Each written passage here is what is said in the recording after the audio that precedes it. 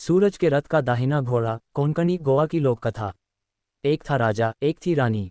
उनके पास सिपाही, घोड़े, दास दासियां, धन दौलत सब कुछ था, सिर्फ उन्हें संतान नहीं थी। इसी कारण राजा रानी बहुत ही दुखी रहते थे। संतान प्राप्ति के लिए उन्होंने बुढ़ापे की ओर बढ़ते गए तो होता है क्या है कि दोनों गहन सोच में पड़ गए। अब हमारे इतने बड़े राज्य का क्या होगा? कौन बनेगा इस राज्य का वारिस? कौन लेगा प्रजा की जिम्मेदारी? राजा रानी दिन रात इसी चिंता में घुलने लगे। उन्हें खाने पीने की भी सुध नहीं रहती। तो एक सुबह होता है क्या है कि राजा के दरबार में एक साधु आता है तो दासी रानी को इत्तिला करती है। तब वह दासी से कहती है, यह मेरा अंतिम दान धर्म है, इसके बाद मैं अपने हाथों से कोई दान धर्म नहीं करूंगी। रानी चावल भरा छाछ हाथ में लेकर बाहर आती है और साधु की झोली में भिक्षा डालने आगे बढ़ती है। तो उसके चेहरे पर छाई उद्विग्नता साधु की दृष्टि में आती है। वह उससे पूछता है, रानी साहिबा क्या हुआ है? आप क्यों इतनी उदास हैं? तब रानी साधु को सारी हकीकत बताती है और सिसकने लगती है। उस पर वह साधु कुछ पल गंभीर हो जाता है और कहता है, चिंता मत करना रानी साहिबा, आपकी संतान की इच्छा पूरी हो जाएगी। आपकी कोख से एक पुत्र जन्म लेगा। मात्र वह 14 साल तक ही आप लोगों को मिलेगा, उसके आगे वह इस मृत्युलोक में नहीं रह पाएगा। इससे बढ़कर आपको कुछ देना मेरे लिए संभव नहीं है। अपनी बात पूरी करते उसने अपनी झोली में हाथ डाला, थोड़ी सी भभूत निकालकर रानी को दी और कहा, आप और महाराज दोनों इसे बांटकर ग्रहण करना, तुम्हें जल्द ही पुत्र प्राप्ति होगी। इतना कहकर साधु अपनी राह चला गया। उसके जाने के बाद रानी सोचने लगी, 14 साल तो 14 साल ही सही, उतने समय के लिए हमें पुत्र मिलेगा, यही काफ़ी है। उतने साल तक मैं उसे जी जान से बड़ा करूंगी, उसे ढेर सारा लाड़ दुलार दूंगी, अपनी संतान की मुराद पूरी करूंगी।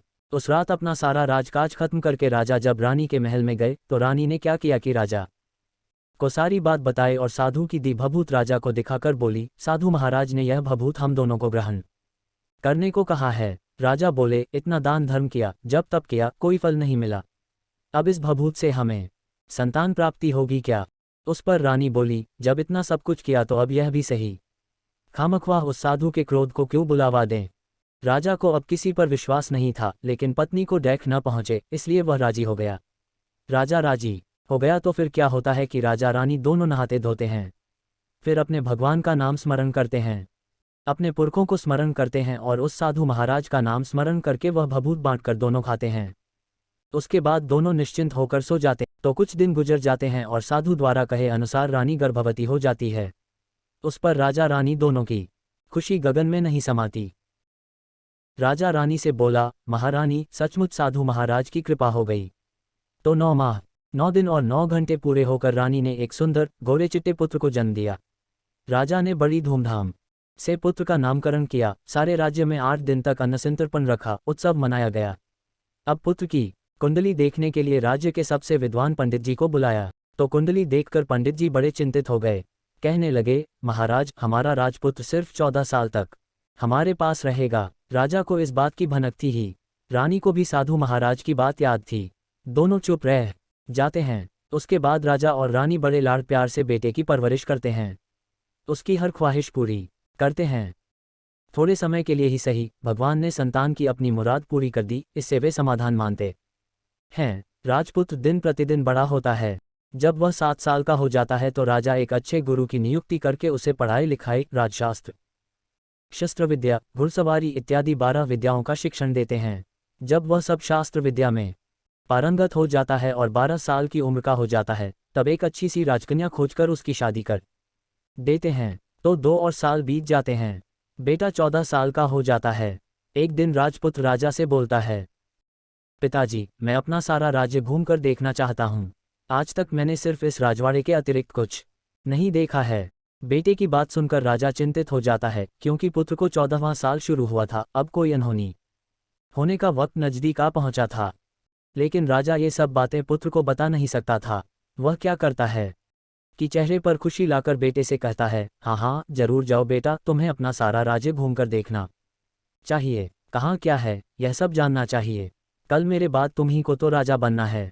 मात्र एक बात का ध्यान रखें, तुम जहाँ जा रहे हो, क्या कर रहे हो, यह बात अपनी पत्नी को नहीं बताना।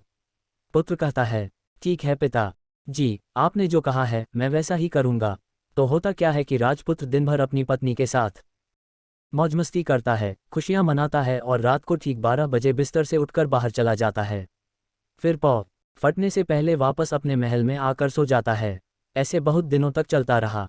अब पुत्र का 14वां साल खत्म होने में कुछ दिन ही बाकी रहते हैं। इतने में क्या होता है कि उसकी पत्नी यानी छोटी रानी रात में जाग जाती है। वह देखती है कि बिस्तर पर राजपुत्र नहीं है। वह महल में सब जगह देखती है तो राजपुत्र कहीं भी नजर नहीं आता। तो वह क्या करेगी, किससे कहेगी? वह चुपचाप रहती है। फिर भोर होने पर वह देखती है कि उसका पति अपनी जगह सोया हुआ है। वह पति से कुछ नहीं पूछती। लेकिन दूसरी रात भी वैसे ही होता है, तीसरी रात, चौथी रात, ऐसे बहुत दिन तक चलता है। रानी बहुत ही चिंतित हो जाती है। पति रात को जाता कहाँ है, किससे मिलने जाता है? उसको मन में ढेर सारे सवाल उठते हैं, लेकिन उसे पूछने में उसे डर लगता है, शायद पति गुस्सा कर बैठे। सास ससुर से पूछने के बारे में सोचा तो उसकी कुल मर्यादा बीच में आ जाती थी। तो इस तरह मन ही मन वह कुर्ती रहती थी। इस हालत में उसे खाने पीने में दिलचस्पी नहीं होती, वह दुबली पतली हो जाती है। तो उस राज्य में फूल बेचने वाली एक बूढ़ी मालिन थी। वह हमेशा छोटी रानी को फूल देने उसके महल में आती थी। उस बुढ़िया का ध्यान छोटी रानी पर जाता है। वह उससे पूछती है, बेटी तुम्हें किस बात का डैक है? तुम इस तरह सूख कर कांटा क्यों बनी हो? उस पर रानी कहती है, क्या बताऊं तुम्हें अम्मा, तुम्हारा राजपुत्र हर रात बिस्तर पर से उठकर कहीं चला जाता है और सुबह भोर होते ही वापस आकर सोता है। वह कहाँ जाता है? प्रेमिका से मिलने जाता है क्या? यह सोच सोचकर मैं अन्न जल ग्रहण नहीं कर पाती और सूख सूख कर इस तरह कांटा बन गई हूँ। बुढ़िया सब बात सुनकर उसे एक उपाय बताती है, तो बेटी ऐसा करना, आज रात तुम सोना मत।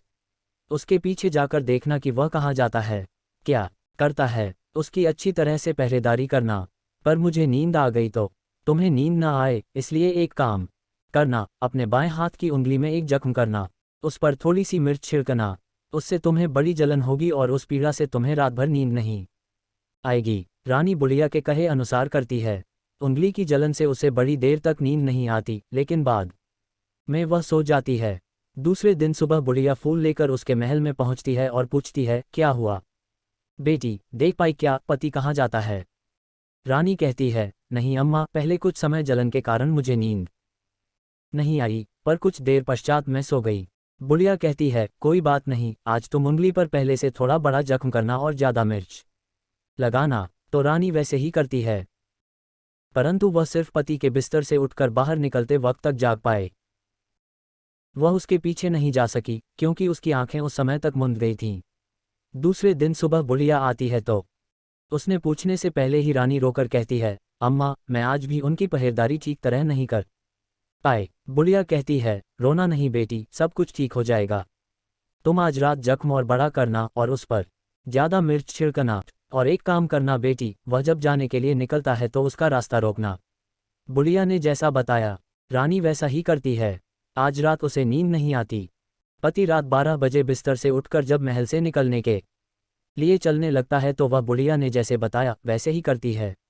दौड़कर जाकर पति का रास्ता रोकती है और कहती है, कहाँ जा रहे हो, किससे मिलने जा रहे हो, मुझे बताओ। राजपुत्र उसे समझाने की बहुत कोशिश करता है, देखो, अगर मैंने तुम्हें वह बताया तो मैं तुम्हें दोबारा नहीं मिल पाऊंगा।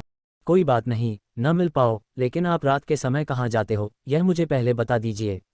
राजपुत्र निरुपाय हो जाता है। पत्नी की जिद के आगे उसकी एक नहीं चल पाती।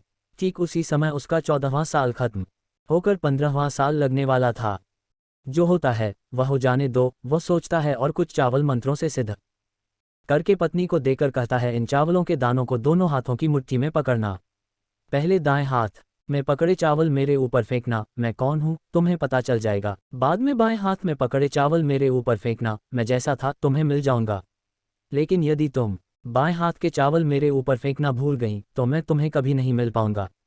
नहीं भूलूंगी। रानी बड़े आत्मविश्वास के साथ कहकर दाएं हाथ में पकड़े चावल पति के ऊपर फेंक देती है।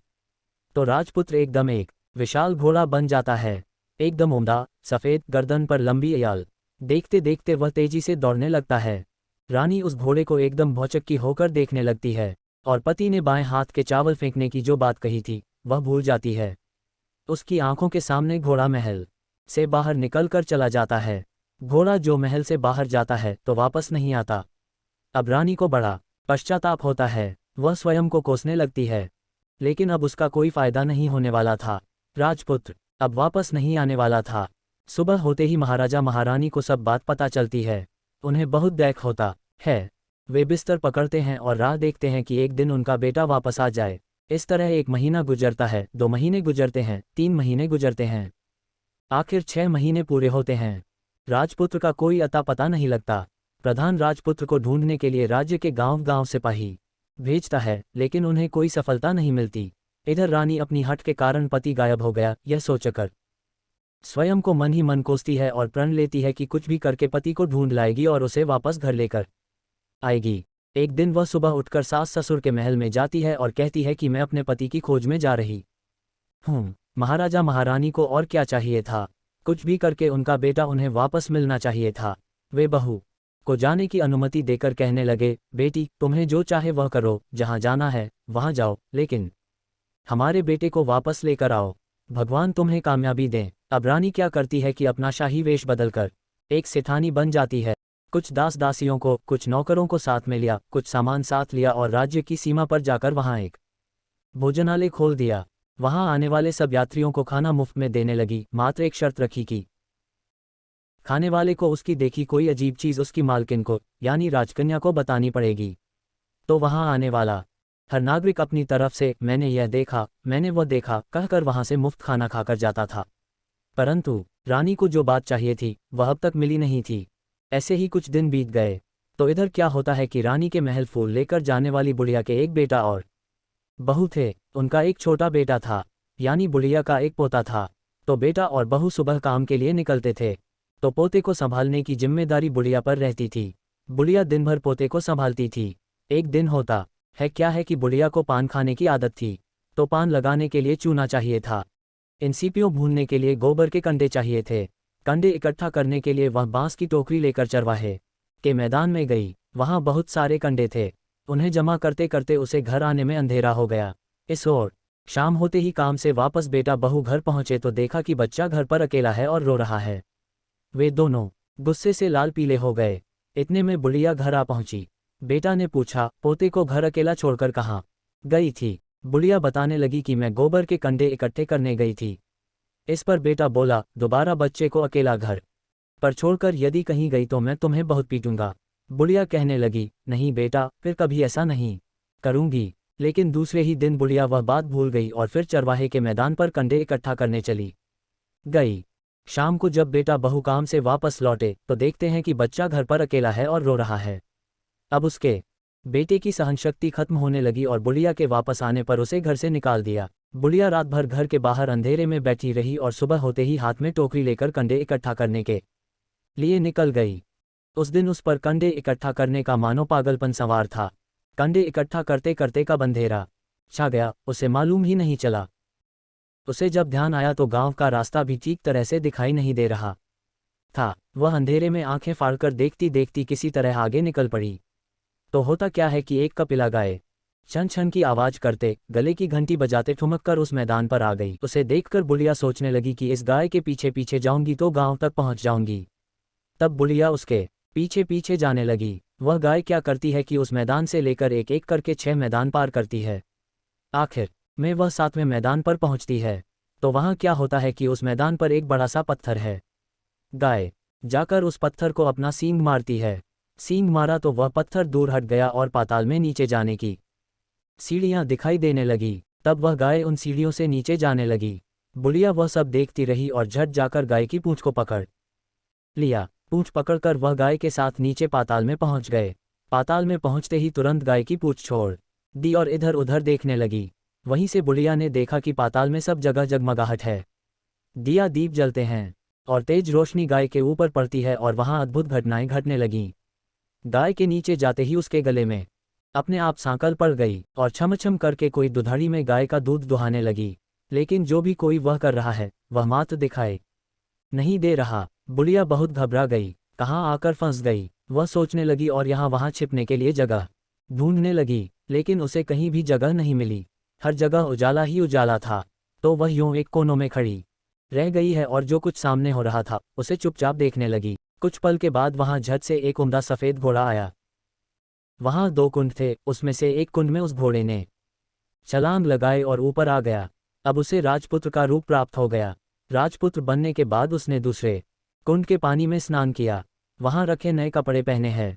नजदीक ही एक सुंदर पलंग था, उस पर आकर वह बैठ गया। उसके सामने अपने आप 5 पकवानों की थाली आ गई, दूध की एक प्याली आ गई, 5 सुपारी आ गए।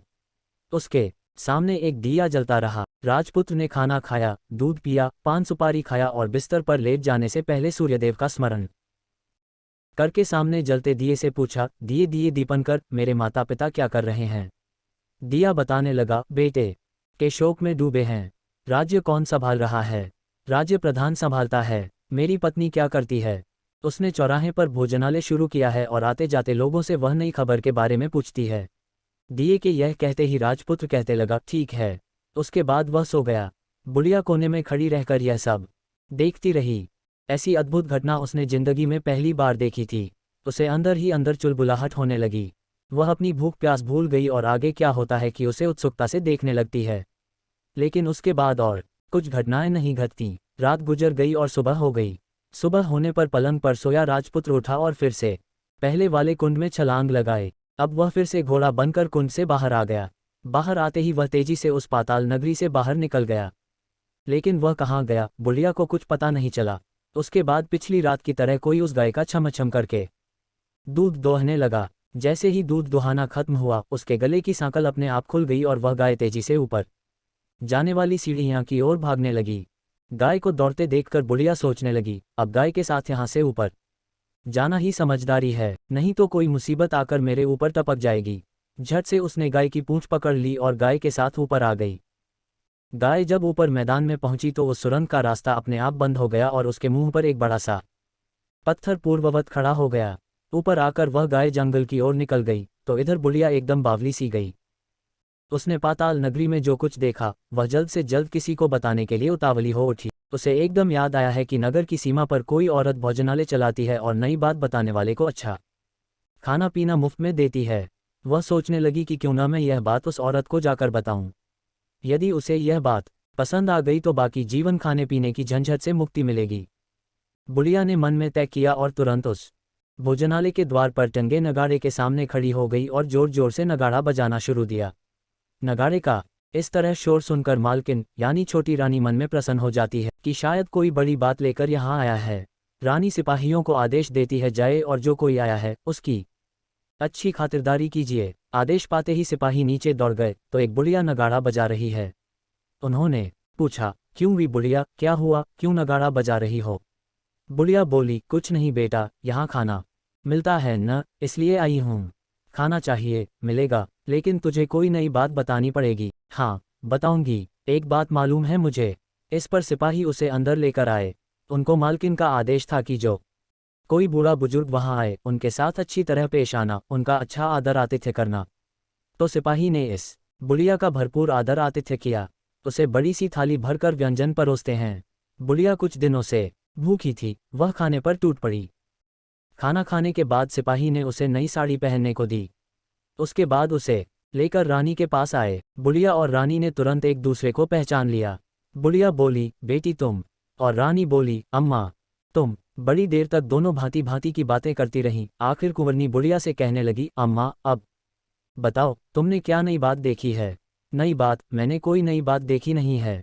वह तो मेरे पास तुम्हें देने के लिए खाने के पैसे नहीं थे, इसलिए मैंने झूठ कहा और नगाड़ा बजाया। रानी ने कहा, अम्मा घबराना नहीं, मैं किसी को तुम्हारा नाम नहीं बताऊंगी। फिर भी बुढ़िया, मैंने क्या देखा, कब देखा करके आनाकानी करने लगी।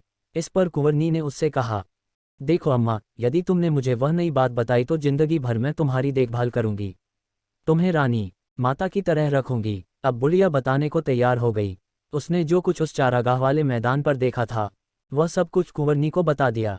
बुढ़िया की वे बातें सुनकर कुंवरनी को यकीन हो गया है कि वह राजपुत्र उसी का पति है। वह तुरंत बुढ़िया से कहने लगी, अम्मा मुझे उस जगह पर ले चलो। नहीं बेटी, वह पाताल राज्य है, सांप हैं। यदि किसी ने तुम्हें देख लिया तो तुम्हारी जान खतरे में पड़ सकती है।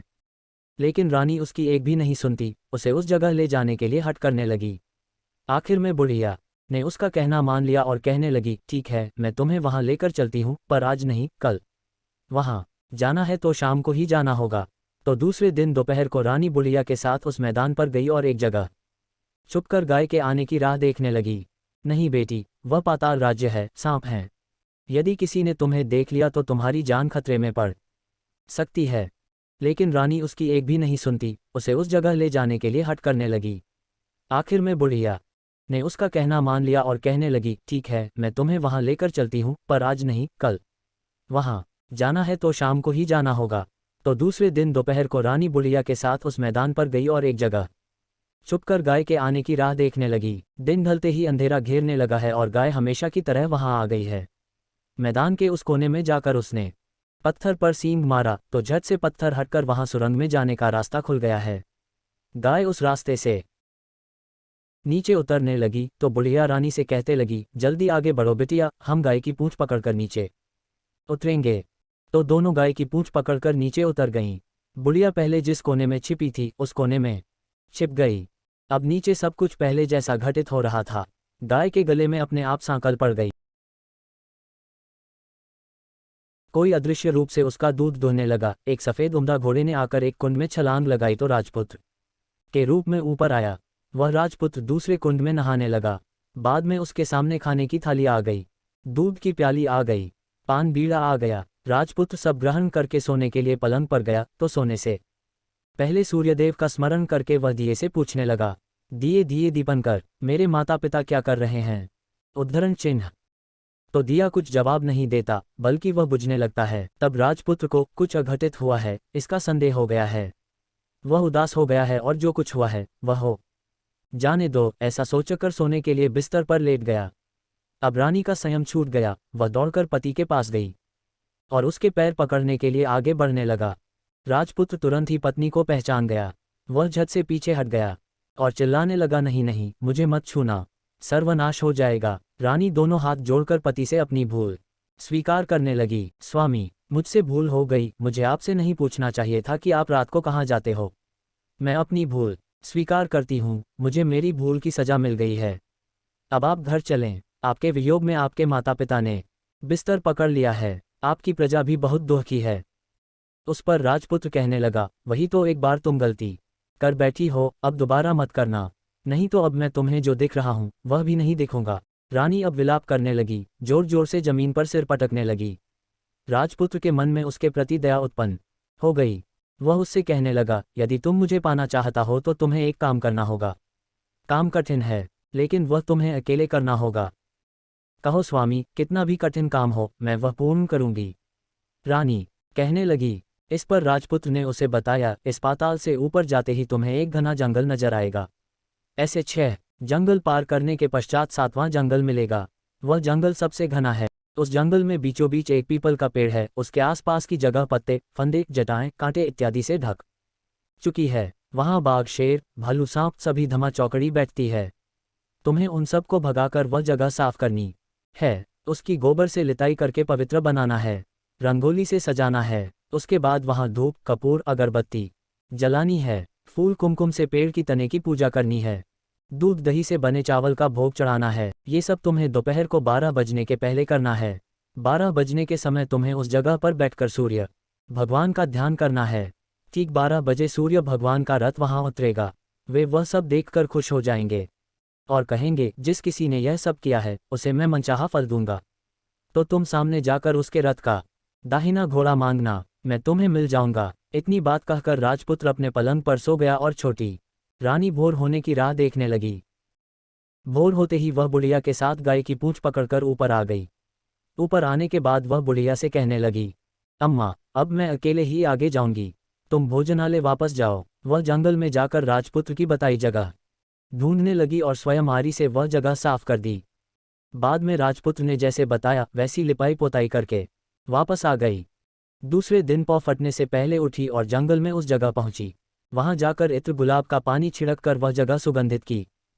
धूप अगरबत्ती जलाकर उसे पवित्र किया और पूजा की सब सामग्री वहां तैयार रखकर सूर्य भगवान का ध्यान करने बैठ गई। जैसा कि पति ने बताया था, दोपहर को ठीक 12 बजे सूर्य भगवान का रथ उस पीपल के पेड़ पर आकर रुका है। सूर्य भगवान ने जब रथ से नीचे देखा तो सुगंधित वातावरण देखकर वह बहुत प्रसन्न हो गए। फिर वे बोले, जिस किसी ने यह काम किया है वह यहाँ आकर आज मुझसे कुछ भी मांगे, मैं उसे दे दूंगा। रानी ने जब ये शब्द सुनने हैं तो बिना समय गंवाए दौड़कर उनके सामने आ गई और उनको साष्टांग नमस्कार करके बोली, भगवान, वह मैं ही हूँ। मैंने ही यह जगह साफ की है। अच्छा, तो तुम्हें जो चाहिए वह मांगो। भगवान, मुझे आपके रथ का दाहिना घोड़ा चाहिए। सूर्य भगवान बोले, नहीं नहीं, मैं तुम्हें और कुछ भी दे सकता हूँ, लेकिन यह घोड़ा नहीं दे सकता। मेरे रथ के 12 घोड़े हैं, तुम चाहो तो कोई और घोड़ा मांग लो, लेकिन यह दाहिना घोड़ा नहीं, वह मैं तुम्हें नहीं दे सकता। छोटी रानी ने एक नहीं सुनी। वह सूर्यदेव से एक ही बात कह रही थी, वही दाहिना घोड़ा दे दीजिए, नहीं तो मैं आपके पैरों में गिरकर अपनी जान दे दूंगी। अब सूर्यदेव धर्मसंकट में पड़ गए। उन्होंने वचन दे दिया था, अब अपने वचन से पलट भी तो नहीं सकते थे। ठीक है, दे दिया तुम्हें घोड़ा, सूर्यदेव ने कहा। फिर एक बात और भी कही, देखो, मैंने तुम्हें घोड़ा तो दिया है, लेकिन वह तुम्हें यहाँ नहीं मिलेगा, तुम्हें उसे पाताल में जाकर लाना होगा। रानी बोली, पाताल में ही क्या भगवान, मैं उन्हें पाने के लिए कहीं भी जा सकती है। रानी को वचन देकर सूर्यदेव अपने मार्ग चले गए और इधर रानी जंगल से अपने भोजनालय में आ गई। फिर वह बुढ़िया को लेकर उस मैदान पर आ गई। जल्दी ही शाम हो गई। शाम होते ही वहां वह गाय आ गई और उसने सींग मारकर सुरंग का पत्थर हटाया तथा नीचे उतरने लगी। रानी और बुढ़िया जल्दी जल्दी उसकी पूंछ पकड़कर नीचे उतर गईं। नीचे पाताल में सब घटनाएं पहले की तरह ही घटने लगीं। घोड़े का एक कुंड में नहाकर राजपुत्र बन जाना, नहा धोकर पलंग पर जाकर बैठना, तो उसे खाने की थाली, दूध की प्याली आना, पान बीड़ा आना। लेकिन आज एक बात नहीं घटी। आज दो दो थाली, दो दो दूध की प्याली, दो दो पान बीड़े उसके सामने आए। वह कुछ नहीं बोला। अपने हिस्से की थाली खाकर, दूध पीकर और पान बीड़ा चबाकर वह सोने चला गया और हमेशा की तरह दिए से पूछने लगा, दिए दिए दीपनकर, मेरे माता पिता क्या करते हैं? दिया ने बताया, वे दोनों तुम्हारे शोक में मरने की स्थिति में पहुंच गए हैं। ऐसा झट से उसकी आंखों से आंसू टपकने लगे। फिर वह पूछने लगा, दिए दिए दीपनकर, मेरा राज्य कौन चला रहा है? तुम्हारा राज्य प्रधान चला रहा है और वह सब कुछ हड़प चुका है। वह प्रजा पर बहुत अत्याचार कर रहा है। सुनकर राजपुत्र को बहुत गुस्सा आया। वह गुस्से से अपनी मुट्ठी भींचने लगा। अब वह पूछने लगा, दिए दिए दीपनकर, मेरी पत्नी क्या कर रही है? अब दिया कुछ नहीं बोला, चुप रहा। अब रानी का संयम जवाब दे गया। वह दौड़कर पति के गले लग गई। अब मैं तुम्हें मिल गया। राजपुत्र कहने लगा, सच कहते हो? अब आप फिर से घोड़ा तो नहीं बनेंगे ना? नहीं, दोबारा घोड़ा नहीं बनूंगा मैं। तुमने जो इतने सारे कष्ट उठाए हैं मुझे पाने के लिए, इसलिए सूर्यदेव ने मुझे सदा के लिए घोड़े के जन्म से मुक्त कर दिया है। राजपुत्र ने बड़े प्यार से कहा और उसे गले लगाया, उसके आंसू पोंछे। कुछ देर पश्चात भोर हो गई तो गाय की श्रृंखला टूटकर वह ऊपर भूलोक जाने लगी। रानी, राजपुत्र और बुढ़िया उसकी पूंछ पकड़कर ऊपर आ गए। ऊपर आने पर वे सीधे भोजनालय में पहुंचे। वहां का सब सामान लोगों में बांट दिया और उसको ताला लगाकर अपने राज्य में लौट गए। राजपुत्र वापस आता और उसके तेवर देखकर प्रधान घबरा गया। राजपुत्र ने उसे बंदी बनाकर कैदखाने में डाल दिया और राज्य की बागडोर अपने हाथ में ले ली। उसके बाद वह अपने माता पिता को मिलने उनके महल में गया। तब राजपुत्र क्या देखता है कि उसके माता पिता उसके शोक में अस्थिपंजर बने हुए हैं। पुत्र को वापस आया देखकर मरणासन राजा रानी की आंखों से टप टप आंसू बहने लगे। इन दोनों ने पुत्र को गले लगाया, उसे प्यार से सहलाया। इतना होने के बाद उनके सेहत में एकदम सुधार आने लगा। वे अब बिस्तर से उठकर बैठ गए हैं। पुत्र को आशीष देने लगे। राजपुत्र के आने की खबर तुरंत राज्य भर में फैल गई। प्रजा खुशी से फूली नहीं समाई। प्रजाजन राजमहल के सामने इकट्ठे हो गए। राजपुत्र ने भी उन्हें दर्शन दिए और आज से उन्हें कोई देख नहीं पहुंचाएगा, ऐसा वचन भी दिया। अब राजा अपने पुत्र का राज्याभिषेक करके उसे सिंहासन पर बिठाता है और बहू को महारानी का दर्जा देता है और स्वयं अपनी पत्नी के साथ ईश्वर स्मरण करते खुशी से दिन बिताता है। महाराजा बना राजपुत्र अच्छी तरह से राज्य चलाने लगा और अपनी पत्नी के साथ सुख शांति से जीवन बिताने लगा। उस बुढ़िया को रानी ने अपने ही पास रख लिया। उसकी अच्छी तरह से देखभाल करने लगी। बुढ़िया और उसके बुढ़ापे के दिन खुशी से गुजर लगे।